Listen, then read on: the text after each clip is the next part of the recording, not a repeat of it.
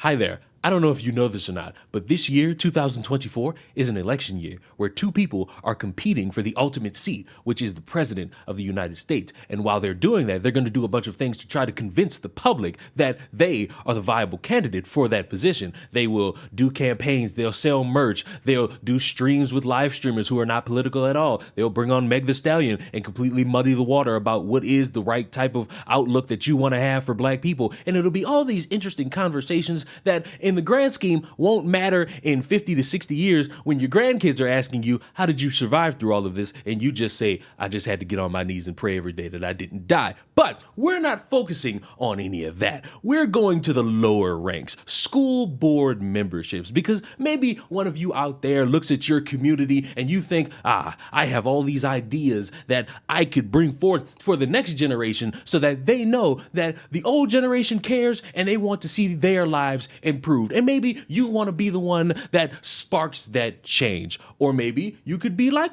this person. You may see that this account is now private. There's a good reason.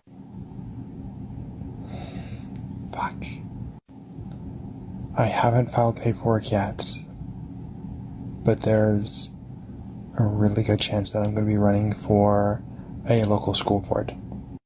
It is an open seat. There is no incumbent.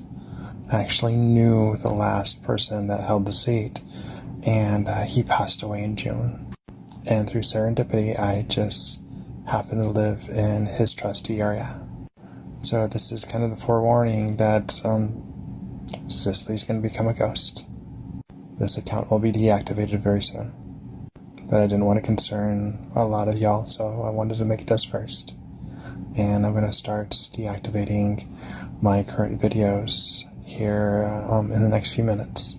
It's been a hell of a journey, and please go follow me on my B_justB account, and that's my vanilla page where I don't talk about kink things at all, and where I'll be running my main campaign from. So I hope to see y'all around.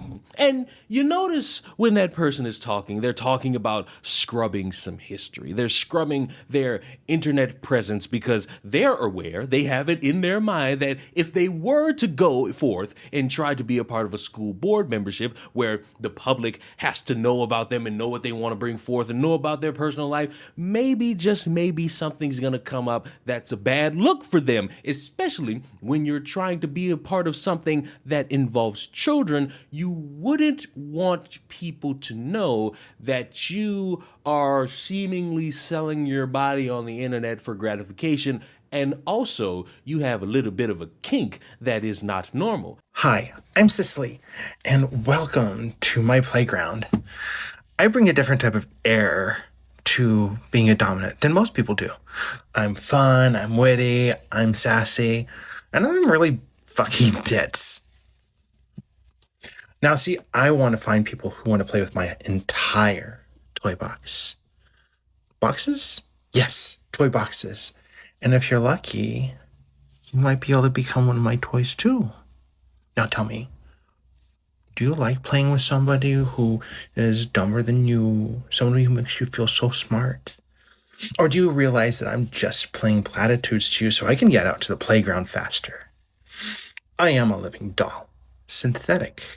Reprogrammable. Only I get to press my buttons. You get to sit there like the thing that you are.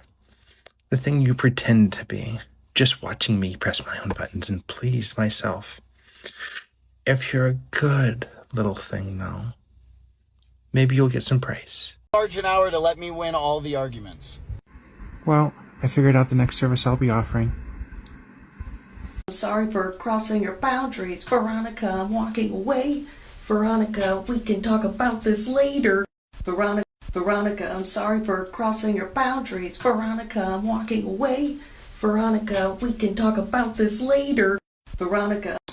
For men, too.